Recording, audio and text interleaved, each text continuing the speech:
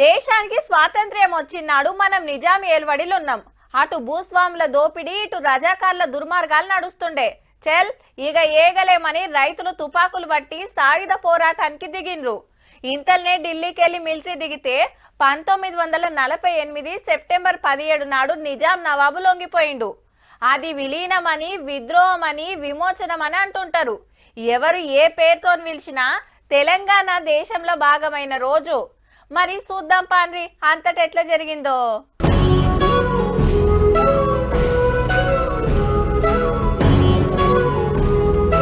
Gun పార్కుల Telangana అమరులకు నివాళులర్పించి public gardens లో జెండా ఎగరేసి ప్రజాపాలన దినోత్సవం సురువు చేసిండు సీఎం రేవంత్ రెడ్డి సారు.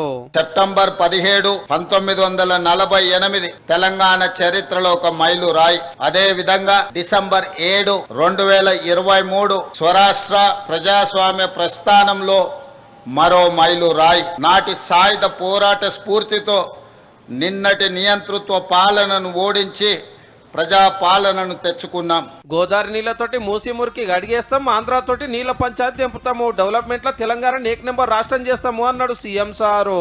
నదుల్లో మనకు హక్కుగా దక్కాల్సిన నీటి వాటాలపై రాజీ పడేది లేదు. హైదరాబాద్ గేట్వే ఆఫ్ వరల్డ్ గా తీర్చిదిద్దాలని ఈనాడు పూర్తి స్థాయిలో మన ప్రభుత్వం ప్రణాళికలు రచిస్తుంది. అసెంబ్లీ ఇట్లా స్పీకర్ సారు, ఖమ్మంలో చిన్న సీఎం బట్టి సారు, కడమ జిల్లాలలో మంత్రులు, ఎమ్మెల్యేలు, కలెక్టర్లు ఎవరి ఇలాకాలు జెండాలు ఎగిరేసిండ్రు. మెదక్ల మంత్రి వివేక్ సార్ జెండా వందనం చేసి కాంగ్రెస్ ఏలువారిలో పబ్లిక్ చేస్తున్న పనులు యాద్ చేసిండు.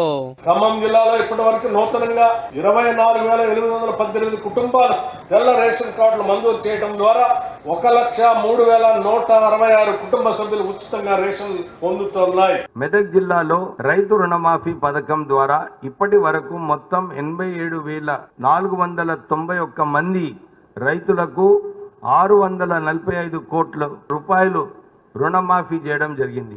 అడవులను నమ్ముకొని జీవించే జంతువులకి సైతం చరిత్రలో తొలిసారి ఇందిరమ్మ ఇళ్లు కేటాయించాం. పరేడ్ గ్రౌండ్ లో అమరులకు సర్దార్ పటేల్ కు నివాళులర్పించి జెండా ఎగిరేసిండు సెంటర్ మంత్రి రాజ్నాథ్ సారు.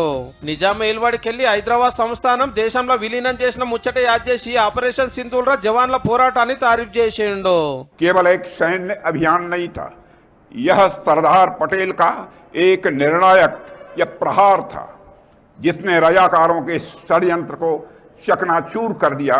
అన్ని పార్టీ ఆఫీసులలో జెండాలు ఎగరేసి అమరులను తలుచుకున్నారు.